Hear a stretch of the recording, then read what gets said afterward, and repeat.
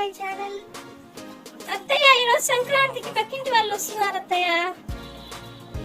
అవునమ్మా, వస్తున్నారా? రాగిని, పద్మిని, లలిత రెండు రష్మిక వాళ్ళ ఇంటికి వెళ్దాము పండక్కి. Hello aunty. హలో పెద్దమ్మ.